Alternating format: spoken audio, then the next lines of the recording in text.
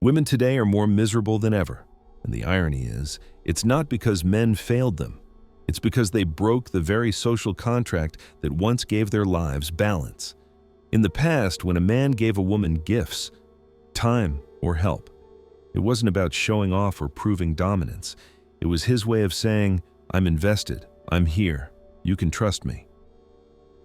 But that old system collapsed when women stopped wanting commitment and started wanting compliance, when generosity stopped being a sign of partnership and became a test of power. What happens when a man's effort no longer builds a relationship but builds her ego? What happens when the act of giving turns into a tool for validation? That's when femininity turns in on itself. That's when something that was once beautiful, this instinct to receive and nurture, becomes a weapon of pride. Let's start with something simple. I saw this viral clip on TikTok. A girl recorded herself getting food delivered from a man she's dating. She laughs, posts it online, and her friends go crazy. "He sent you dinner? You have to marry this man. Does he have a brother? You're living the dream." Her audience isn't celebrating the relationship. They're celebrating the gesture, the performance of being desired. It's no longer about affection, it's about attention. And here's where the real divide begins. Men and women don't experience value the same way. A man feels proud of what he provides. His identity is tied to usefulness, to the act of giving, whether that's fixing something, paying for dinner, protecting, or leading. Each gesture reinforces that he matters. He gains value by creating value. For women, it's the opposite. Her self-worth is often built around what she receives. When she's given things, gifts, praise, attention, it affirms her femininity. She feels chosen, special, worth the effort. It's not inherently bad. But in today's world, this instinct has mutated.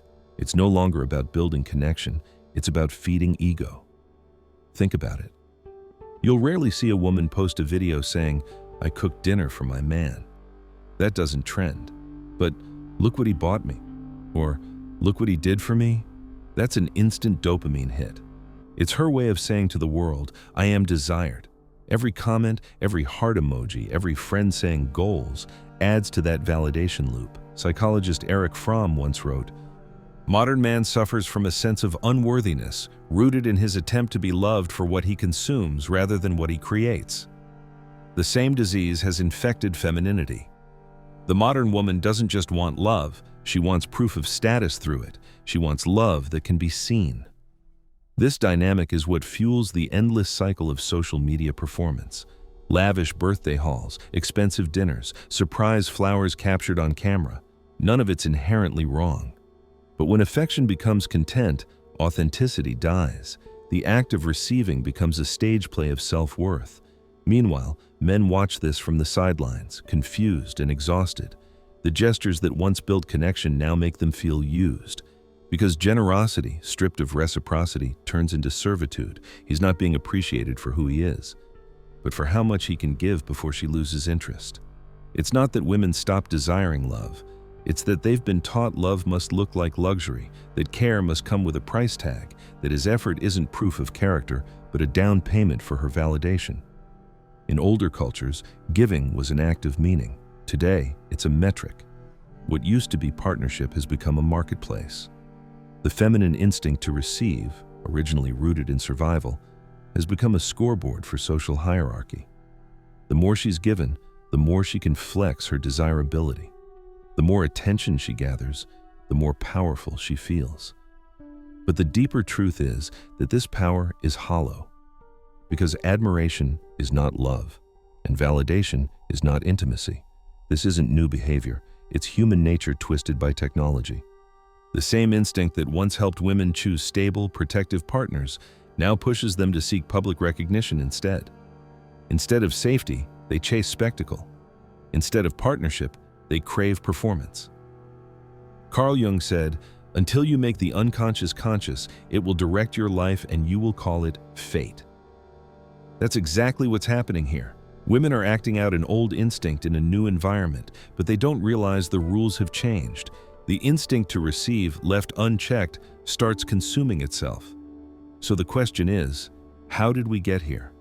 How did something that once ensured women's protection and security turn into an emotional arms race, a never-ending hunger for more attention, more gifts, more proof?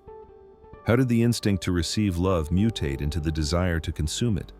To understand that, we have to look back, not to social media, but to biology. Because this shift didn't start on TikTok or Instagram.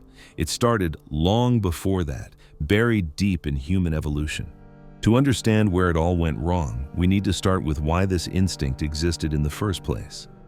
For thousands of years, a woman's survival and her child's depended on her ability to choose a man who could protect and provide. When pregnant or raising an infant, she was physically vulnerable. She needed someone who wouldn't just mate and disappear, but stay, guard, and give. So her psychology evolved to measure commitment through generosity. The more he gave, the safer she felt.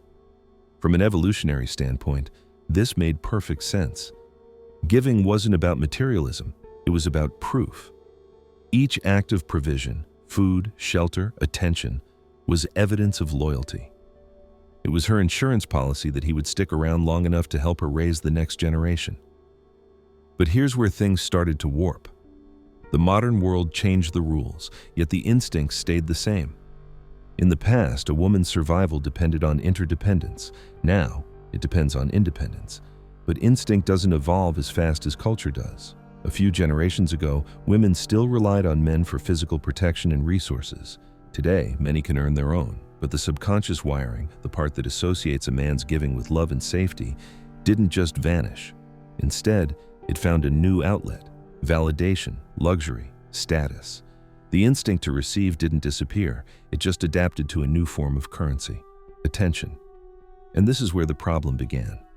Because instead of women choosing men who invest in them for the sake of family and partnership, they're now conditioned to measure love by the scale of indulgence. He bought me this. He paid for that. He flew me here. The gestures aren't about bonding anymore. They're about branding. The relationship becomes a symbol, not a union. Evolutionary psychologist David Buss explains it perfectly. Our ancestral adaptations for mate selection still guide us, but in modern environments, those adaptations often misfire. That's what we're seeing now, a biological impulse operating in a context it was never designed for. What once ensured stability now breeds entitlement. Social media made this worse. It's not enough to be loved, you have to prove it to others. Each relationship becomes a competition, each act of giving, a public signal of worth. And this constant exposure to curated lives fuels what researchers call social comparison fatigue. You're not just comparing your relationship to the one next door, you're comparing it to thousands of couples worldwide, and the bar keeps rising. Then add feminism's half-truths and consumerism's empty promises. Together, they've turned the ancient feminine instinct into something hyper-inflated. Feminism told women they don't need men. Consumerism told them they can replace meaning with luxury. Social media told them to display both. The result is a generation of women addicted to external proof of value, but internally starved of connection. This isn't to say that the desire to receive is evil. It's not. It's human. But it's like salt, necessary in small doses, toxic when overused. When a woman's sense of worth depends entirely on what she can extract, she loses the very thing that once made her powerful: reciprocity. Because the instinct to receive, when healthy, inspires gratitude. When corrupted, it breeds resentment. Real-world example? Think about the soft life movement online. Thousands of women posting about wanting ease, luxury, and freedom from work. It sounds harmless at first, but scroll deeper and you'll see the same narrative. A real man should fund this lifestyle. It's not about partnership anymore. It's about outsourcing responsibility. It's about escaping discomfort, not building something together. The tragedy is that this mindset doesn't make women happier. Studies consistently show that female happiness has declined in the modern era, even as opportunity has increased. Why? Because freedom without purpose doesn't create joy. It creates anxiety. The old balance of mutual dependence may have been flawed, but it provided direction. Today, women are told to be both independent and endlessly adored, strong yet spoiled, liberated yet catered to. Those contradictions eat at the psyche. And for men, the result is disillusionment. Because every gesture starts to feel like a transaction. The act of giving, which used to connect, now divides. The modern man hesitates to open a door, not out of laziness, but out of fear that kindness will be misread as weakness. He's not stingy, he's guarded, he's not unromantic, he's tired. So the natural question becomes, if this feminine instinct was once vital, when did it become poisonous? How did the 3 healthy ways a woman once tested for love and loyalty evolve into manipulation and entitlement? The answer lies in how those instincts, investment, attunement, and significance, mutated under the pressures of modernity. And once you see how that transformation unfolded, you'll understand why relationships today feel so lopsided, so emotionally hollow. Because what was meant to measure love has become a way to extract it. Every woman, consciously or not, tests for 3 things when choosing a partner: investment, attunement, and significance. These instincts were never about manipulation. They were survival tools. They helped women sense who could be trusted to stay, to protect, and to care. But in a culture that rewards performance over partnership, those same instincts have been twisted into something darker. Let's start with investment. In the past, a man proved his commitment through what he gave: time, effort, resources. Each act of giving was a promise: I'm here for the long term. It built security. Today, that instinct has been hijacked. Modern women still crave proof of investment, but not as a foundation for trust, more as a trophy for validation. It's no longer "he provides because he loves me." It's "he provides because I deserve it." Look at TikTok. Entire genres are dedicated to birthday hauls or what my boyfriend got me. The intention isn't to express gratitude, it's to flex. He loves me this much, he spent this much, look how desirable I am. The problem isn't the gift, it's the spotlight. The original instinct sought reassurance, the modern one seeks recognition. Then comes attunement, the ability of a man to understand her emotional world. Healthy attunement builds intimacy. It shows care, empathy, presence. But watch how it mutates in modern relationships. A woman today might not want understanding, she wants anticipation. She expects him to read her mind, to absorb her moods, to regulate her emotions for her. It's no longer about connection, it's about control. Social media reinforces this too. You'll hear influencers say, if your man really loves you, he'll know what's wrong without you saying it. That's not love. That's emotional codependence disguised as intuition. Genuine love requires communication. Toxic love demands telepathy. When men try to meet that impossible standard, they lose themselves trying to maintain her comfort. I once saw a clip of a woman saying, if your man really adores you, he wouldn't let you work a job you hate. He'd figure out a way to take care of you. And people applauded her. That's how far the distortion has gone. Caring for someone is no longer enough. You must now sacrifice your own well-being to prove devotion. That's not attunement, it's servitude. And finally, there's significance, a woman's desire to matter to her partner. At its core, this is pure. Everyone wants to feel important to the person they love, but when significance becomes ownership, it turns toxic. You can see it in relationships where the woman can't stand her man having his own life. If he wants to spend an evening with friends, she accuses him of neglect. If he pursues his hobbies or ambitions, she calls it distance. What she really fears isn't abandonment, it's losing control. The need to belong has turned into the need to dominate. For many women, the ultimate proof of love isn't inclusion, it's sacrifice. She feels safe only when he's uncomfortable, when he gives up something for her. She doesn't want him to offer his jacket, she wants him to be cold while she's warm. That power imbalance becomes her reassurance. And this is where modern culture steps in to justify the dysfunction. It tells her that emotional dependency equals empowerment, that having a man orbit her needs is proof of value. But what's really happening is erosion, the slow disappearance of reciprocity. The healthy version of femininity was about balance, give and receive. The corrupted version is extraction without return. Men, on the other hand, have been conditioned to accept this imbalance as normal. They're told that masculinity is measured by how much discomfort they can endure for her comfort. That being a good man means constant self-sacrifice. Over time, that drains them, emotionally, financially, spiritually. They lose their center, mistaking exhaustion for love. Psychologist John Gray once noted, When men give too much and women take too much, both stop feeling love. They start feeling obligation. That's exactly what's happening. The cycle of overgiving and over-expecting doesn't create connection. It creates resentment disguised as romance. You can feel it in the humor online too. Men joke about having to get rich just to keep up. They laugh about it because laughing is easier than admitting how demoralizing it feels. Beneath the humor is quiet despair, a sense that no matter what they do, it will never be enough. The worst part? Many of these men aren't angry. They're ashamed. They've internalized the idea that they're only valuable if they're being used. That's the tragedy beneath the noise. They've lost the ability to say no. And when men forget how to say no, they stop being partners. They become providers of convenience. And that's when relationships stop being love stories and start being power struggles.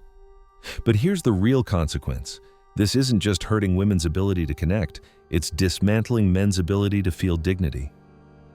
When a man's role is reduced to serving comfort instead of building legacy, he loses more than motivation, he loses meaning, and once that happens, society begins to fracture at its core. Because when men stop believing that love and respect can coexist, they stop trying to build either. And what fills that void is something far colder, a quiet withdrawal from intimacy altogether. This final part isn't really about women anymore. It's about the men who were shaped by them. Men who kept giving until there was nothing left to give.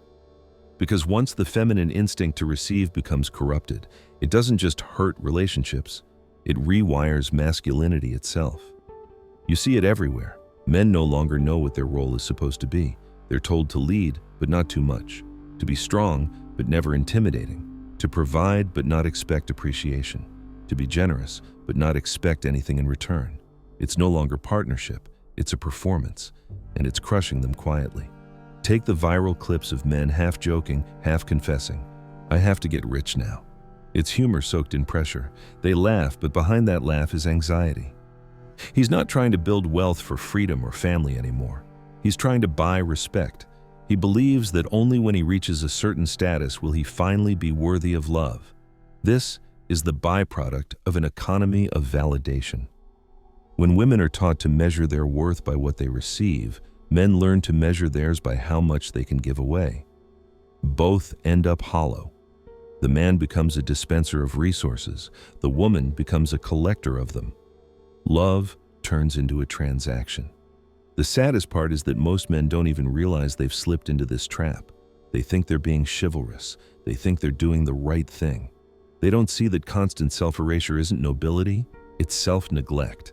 And every time they swallow their own needs to keep her happy, a piece of their identity dies. Viktor Frankl once said, "Those who have a why to live can bear almost any how." The tragedy is that many men today have lost their why. They're told that their value lies in pleasing others, not in living by principle. So they chase love like a paycheck, something earned through effort, not shared through respect. Watch how it plays out. A man starts dating a woman who expects constant reassurance.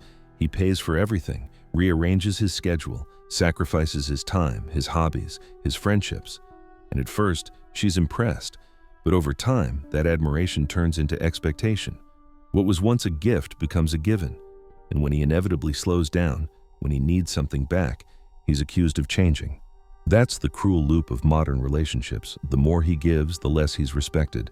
The more he serves, the more invisible he becomes. And after enough of that, men stop trying. They retreat into silence, into cynicism, into withdrawal. They start saying, "What's the point?" And that's when society loses something fundamental. Because when men disengage, civilizations decay. When a man no longer believes his strength serves a purpose, he stops using it. And when entire generations of men feel that way, the social structure collapses from within. The irony is that women lose in this too. Because the men who would have protected, built, and loved them with strength and loyalty have now gone numb. They stop courting. They stop committing. They stop believing in connection altogether. And what's left is a dating culture full of defensiveness. Women testing, men withholding, both pretending not to care. Jordan Peterson once said, "A woman's unconscious desire is not to tame a man, but to be able to live with one." But today, many women confuse taming with love. They want the thrill of strength without the responsibility of respecting it. And men, desperate to keep peace, trade their dignity for validation. That exchange always ends in bitterness. So where does this leave us? What's the way out of this emotional Cold War? The answer isn't to shame women or glorify men. It's to remember what made the dance between them meaningful in the first place: reciprocity. Real love isn't about how much you can extract, it's about how much you can build together. When a man gives without expectation and a woman receives with gratitude, not entitlement, that's balance. That's what kept the old social contract alive. But that balance can't exist if either side treats affection like currency. Men must rediscover dignity, not through rebellion or bitterness, but through self-respect. It means giving from strength, not fear, providing without losing oneself, protecting without becoming a servant. Because when men reclaim their boundaries, women are forced to confront their own distortions too. And that confrontation is what rebuilds respect. The truth is, modern relationships aren't broken because men stopped loving women. They're broken because love got replaced with leverage. The fix isn't more comfort, it's more honesty. It's facing the hard truth that affection built on ego will always collapse under its own weight. And that's the conversation most people still avoid because it demands accountability from both sides. It forces women to ask whether they still know how to receive love without consuming it, and men to ask whether they can give love without losing themselves in the process. If this hits something real in you, then don't stop here. This channel dives deep into everything they don't teach you about relationships, identity, and modern masculinity. The uncomfortable truths that actually set you free. So if you want to understand yourself, your past, and the world you're trying to build as a man, make sure you subscribe, turn on the notifications, and explore the other videos waiting for you here. You've seen the problem. Now start learning what it takes to rise above it.